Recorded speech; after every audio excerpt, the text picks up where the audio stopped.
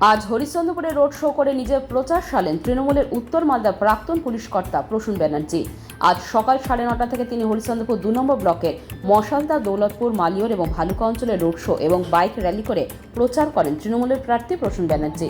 এদিন ইলাম থেকে তিনি তার প্রচার শুরু করেন। এরপরে দৌলতপুর, বেজপুরা হয়ে মালিয়র রাজেশ্বর মোড় হয়ে তালগাছি দিয়ে তিনি ভালুকা ফতেপুর পৌঁছান। ফতেপুরে তিনি দলীয় কর্মী সমর্থকদের নিয়ে এলাকায় ঘুরে ঘুরে প্রচার সারেন। তৃণমূলের বিভিন্ন কর্মসূচি তুলে ধরেন তিনি, কর্মীদের নিয়ে সভাও করেন। এদিন তার রোড শোর সঙ্গে একটি বাইক র্যালিও হয়। যদিও জেলায় নেত্রীর সাংগঠনিক মিটিং থাকায় তিনি দুপুরের মধ্যেই তার রোড শো শেষ করে মালদার দিকে রওনা হন।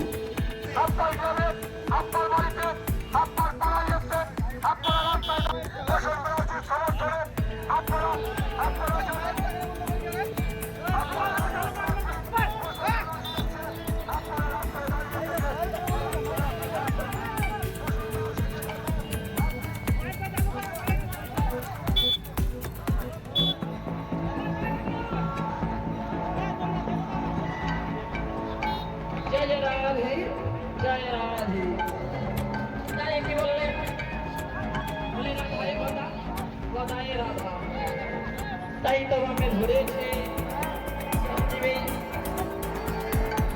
আজ কোন হরে কথা ধরে কে কবে নিয়ে সজনে আছি তারা দেখি যদি আই গো আই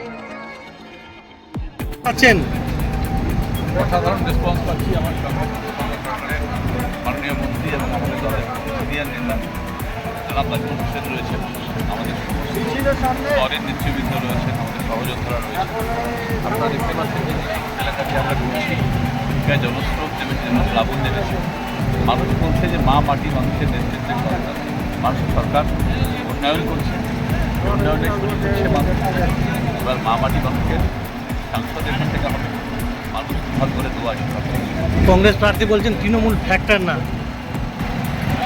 দেখুন, অন্য কারোর মন্তব্যের উপরে মন্তব্য করাটা আমার খুব একটা সম্পত্তি মনে হয় না। আপনারা কি ইগনোর করছেন? মানুষের যে বেরোচ্ছেন বলি একটা কথা যে দুটো বিষয়, একটা যে একটা আমাদের মা মাটি মানুষের দরকার। মানুষ দেখেছেন যে মাননীয় মমতা বন্দ্যোপাধ্যায় কীভাবে নির্বাচন পরিশ্রম সমস্ত মানুষের কথা ভেবে যে সমস্ত প্রকল্প রূপায়ণ করে দেখিয়েছেন, কাজটা বলেন করে দেখিয়েছেন। করে দেখো দিদি গেলে করে দেখো। আর সঙ্গে রয়েছে আপোষ সংগ্রাম। বিজেপির সাথে কংগ্রেস করতে পারবে, নেতা কংগ্রেস করে বিজেপির সাথে দরকার বাঘের মতো সাহস এবং শক্তি। লড়ছেন একমাত্র মমতা বন্দ্যোপাধ্যায়। মমতা বন্দ্যোপাধ্যায় পারবে যেটা মানুষ জানে। ফলে বিজেপির যে কালা আইনগুলো নিয়ে এসছে, সিএ, এনআরসি ইত্যাদি, তার বিরুদ্ধে যে আপোষ সংগ্রাম করতে একমাত্র তৃণমূল কংগ্রেসই পারে, মানুষ এটাও জানেন।